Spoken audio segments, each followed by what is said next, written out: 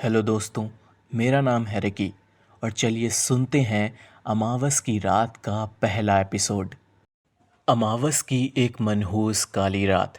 चारों तरफ घनघोर अंधेरा, एक सुनसान सड़क और सड़क के दोनों तरफ फैला हुआ एक घना जंगल। सड़क पर तेजी से दौड़ती हुई एक कार। कार में आर्मी से रिटायर्ड मेजर संग्राम सिंह अपनी पत्नी अर्चना, बेटे राहुल और बहू गीता के साथ अपने एक दोस्त की बेटी की शादी अटेंड करके वापस लौट रहे थे। पापा, आज शादी में बहुत मज़ा आया। आपने शर्मा जी को देखा? कितना हंगामा किया उन्होंने ड्रिंक करने के बाद। राहुल ने कार ड्राइव करते हुए कहा। राहुल की पत्नी गीता उसकी बगल वाली सीट में बैठी थी और पिछली सीट पर उसके माँ और पिता यानी संग्राम सिंह और अर्चना बैठे हुए थे। सभी लोग काफ़ी थक गए थे। बेटा, आजकल ये सब चीज़ें शादियों और पार्टियों में मामूली बात हो गई है। संग्राम सिंह ने राहुल की बात का जवाब दिया। जहां बाप और बेटे पार्टी की गुफ्तगू में लगे थे, वहीं संग्राम सिंह की पत्नी अर्चना किसी और ही विचारों में खोई हुई थी। आप लोग बेकार की बातें छोड़िए। उसकी आवाज़ में घबराहट थी। आज इतनी काली घनी रात है और ऊपर से ये मनहूस अमावस। मुझे न जाने क्यों डर लग रहा है। ये सड़क और ये जंगल तो ख़त्म होने का नाम ही नहीं ले रहे हैं। भगवान, जल्दी से बस हम घर पहुंच जाएं। एक पल के लिए बाप बेटे अपनी बातों से रुक गए और अर्चना को देखने लगे। अर्चना ने एक लंबी सांस ली और आगे कहा, मैंने तो आप लोगों से पहले ही कहा था कि घर के लिए जल्दी निकलना चाहिए, पर आप बाप बेटे मेरी सुनते ही नहीं हो। इतनी रात में इस काले घने जंगल से फैमिली के साथ जाना आप दोनों को कोई रिस्क नहीं लगता?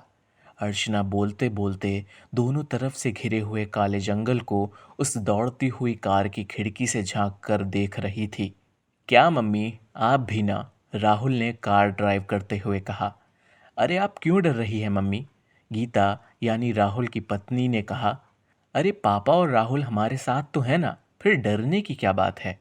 संग्राम सिंह, जो कि अर्चना के साथ बैठे हुए थे, बोले, बेटा तुम नहीं जानती, तुम्हारी मम्मी को डरने की पुरानी बीमारी है। इनका बस चले तो हम लोग बस घर में ही दुबक कर बैठे रहें। संग्राम सिंह ने अर्चना को देखकर बोला। इसी के साथ राहुल, उसकी पत्नी और उसके पापा जोर जोर से हंसने लगे। आर्मी में इससे भी भयानक भयानक जंगलों में रात रात भर मैं कई मिशन पर जा चुका हूँ। अरे भाई, ये अमावस पूनम की रात क्या है ये सब? लगता है तुम्हारा साइंस बहुत कमज़ोर है। अरे ये सब रात एक जैसी होती हैं। चांद निकला पूरा तो पूनम की रात, और पूरा डूब गया तो अमावस की रात। वैसे सच कहूँ तो अमावस की रात तो अच्छी रहती है। अंधेरे में दुश्मन फौजी आपको देख भी नहीं सकता। संग्राम सिंह ने हंसते हुए कहा। अर्चना ये सब सुनकर थोड़ा गुस्सा हो गई और चुपचाप बैठ गई, पर वो अभी भी डरी हुई थी, जिस वजह से वो अपने डर को जाहिर नहीं कर पा रही थी। कहते हैं ना, डरना कोई बुरी बात नहीं, पर वो बुरी बात तब हो जाती है जब आपका डर और भी बुरा हो जाए। कार में फिर से सब बातचीत करने लगे, पर अर्चना शांत थी। शायद उसे कुछ अजीब सा एहसास हो रहा था। और तभी कुछ ही पलों के बाद जैसे सब कुछ बदल सा गया। सड़क पर दौड़ रही उनकी कार का बैलेंस बिगड़ा। कार अचानक से लहराई, जैसे ड्राइवर कार को कंट्रोल न कर पाया हो। और तभी एक जोरदार झटका खाकर कार सड़क के किनारे एक पेड़ से जा टकराई। ये सब एकदम से हुआ, जिसे कोई समझ ही नहीं पाया। एक्सीडेंट की एक ज़ोरदार आवाज़ के साथ कुछ ही पल के बाद खामोशी सी छा चुकी थी।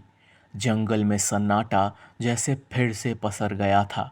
वो काला जंगल फिर से भयानकता में डूबने लगा था। उस भयानक टक्कर के बाद कार बंद हो चुकी थी।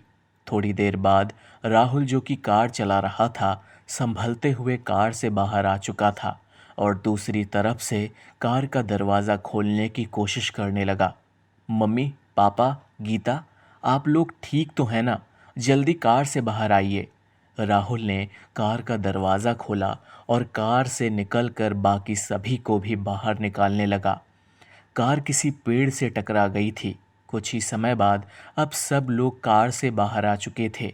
आह, अरे बेटा राहुल, संग्राम सिंह ने अपना घुटना पकड़कर कराहते हुए बोला।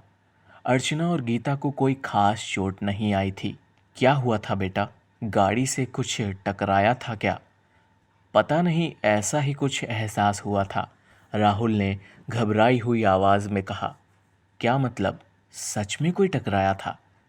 पापा पता नहीं, मुझे भी नहीं पता। हम बातें कर रहे थे और अचानक ऐसा लगा जैसे कोई चीज़ सड़क पर थी जो कार से टकराई और ये दुर्घटना हो गई। राहुल संग्राम सिंह को खड़े होने में मदद करते हुए बोला।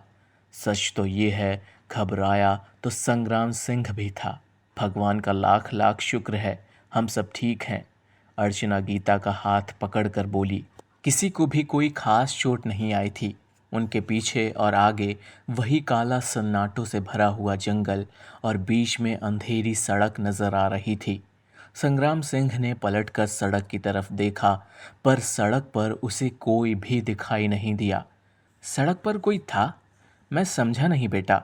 सड़क पर तो कोई भी नहीं दिखाई दे रहा, ना ही आसपास कोई परछाई। फिर तुम टकराए किस चीज़ से?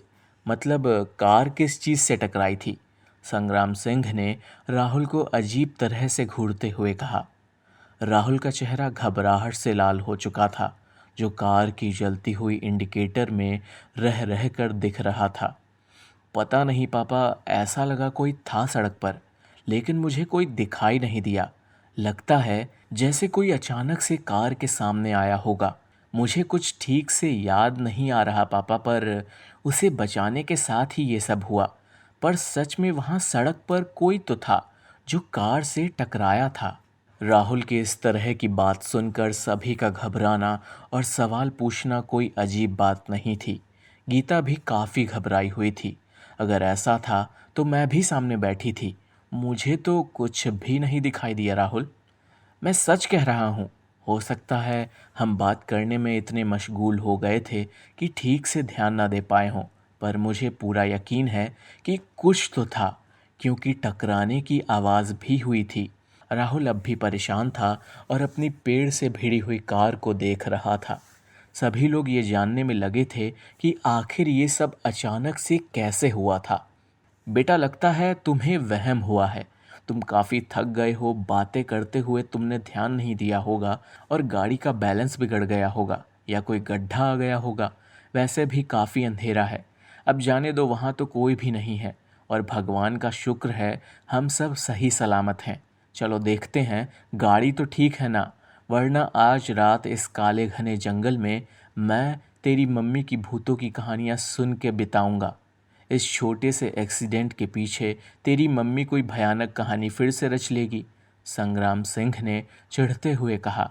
और वो कार की तरफ बढ़े और ड्राइविंग सीट पर बैठते हुए उन्होंने कार को स्टार्ट करने की कोशिश की। आखिरकार कोई फौजी एक छोटे मोटे एक्सीडेंट से कैसे घबरा सकता था। कार चालू करने की कोशिश की गई, पर इंजन आवाज़ करके शांत हो गया और इसी के साथ पूरा जंगल भी एक पल को शांत हुआ लगने लगा। बेटा, ये कैसी सुनसान सड़क है? अर्चना सड़क के दोनों तरफ देखते हुए बोली। ना कोई रोशनी और ना ही कोई गाड़ी आ रही है। मुझे तो बहुत डर लग रहा है। अरे मम्मी, आपने ही तो कहा था आज अमावस की रात है, तो अंधेरा तो होगा ही, और वैसे भी ऐसे जंगल में रोड लाइट्स तो होती नहीं हैं। आप प्लीज़ ये सब सोचना बंद करो, राहुल ने कहा, क्योंकि वो जानता था अर्चना के डरे हुए बर्ताव को, और अभी वहाँ समय नहीं था इन सब चीज़ों का। तभी संग्राम सिंह ने कार स्टार्ट करी और वो कार को रिवर्स गियर में डालकर पीछे सड़क पर ले आए। राहुल, अर्चना और गीता को कार की तरफ लेकर आया। चलो सब लोग ठीक से गाड़ी में बैठ जाओ फटाफट। शुक्र है बोनट और हेडलाइट्स के अलावा सब ठीक है और ये स्टार्ट हो गई है। वाकई कार को ज़्यादा नुकसान नहीं हुआ था और कार अब स्टार्ट हो चुकी थी। संग्राम सिंह ऐसे मुस्कुराए जैसे डूबते हुए इंसान को नाव मिल गई हो, वो भी पूरी की पूरी। और अब इसी नाव में उन्हें अपनी फैमिली को जंगल पार करवाना था। भगवान का लाख लाख शुक्र है जो गाड़ी चालू हो गई, अर्चना ने हाथ जोड़कर कहा। अर्चना संग्राम सिंह के साथ आगे की सीट पर बैठ गई और इस बार राहुल और उसकी पत्नी गीता पीछे की सीट पर बैठे। उस घने जंगल की दशा ऐसी थी कि कोई भी वहां से जल्दी ही निकलना चाहेगा। गाड़ी वापस सड़क पर थी। बीचों बीच जंगल के सन्नाटे में इंजन की आवाज़ किसी जानवर की गुर्राहट की तरह गूंज रही थी। तभी राहुल ने पूछा, क्या हुआ पापा? गाड़ी चालू करके आप किसका इंतज़ार कर रहे हैं? चलिए गाड़ी निकालिए यहाँ से। कोशिश तो कर रहा हूँ बेटा, पर न जाने क्यों ऐसा लग रहा है कि कार आगे बढ़ ही नहीं पा रही। ऐसा लग रहा है जैसे ये गाड़ी आगे बढ़ना ही नहीं चाहती। कुछ समझ नहीं आ रहा। मैं पूरी कोशिश तो कर रहा हूँ, गियर भी डाल दिया है, एक्सीलरेटर भी दबा रहा हूँ, पर अभी तक सब ठीक ही लग रहा था। अब देखो ये क्या हो गया। मुझे तो लगता है कार में कोई गड़बड़ी हो गई है। संग्राम सिंह की ये बात सुनकर राहुल बोला, मुझे तो लगता है पापा की कार में कोई गड़बड़ी हो गई है, शायद कोई प्रॉब्लम हो। राहुल ने कहा और उसने कार का दरवाज़ा खोला, पर अर्चना ने मुड़कर उसका हाथ पकड़ लिया। नहीं बेटा, कार से मत उतरना। जाने क्यों मेरा दिल ज़ोर ज़ोर से घबरा रहा है। ऐसा लग रहा है जैसे कोई अनहोनी होने वाली है। कुछ भी ठीक नहीं लग रहा। अरे सुनिए जी, आप कोशिश करिए, कार चल जाए शायद। अर्चना बहुत डरी हुई थी। वो किसी भी तरह की मुसीबत को बुलावा नहीं देना चाहती थी और शायद जंगल को महसूस भी कर रही थी। कभी कभी वहम सच भी हो जाता है। आगे क्या होगा कौन जानता है। क्या मम्मी, आप भी ना, अगर गाड़ी चल सकती तो हम सब आगे निकल चुके होते ना। चेक तो करना ही पड़ेगा, नहीं तो वाकई हम यहाँ फंस जाएंगे। और आप इतना डर क्यों रही हो? मैंने कहा ना कुछ नहीं होगा। आप चिंता मत कीजिए, मैं देखता हूँ। पापा ज़रा वो टॉर्च देना। आप लोग गाड़ी में ही बैठिए, मैं देख कर आता हूँ।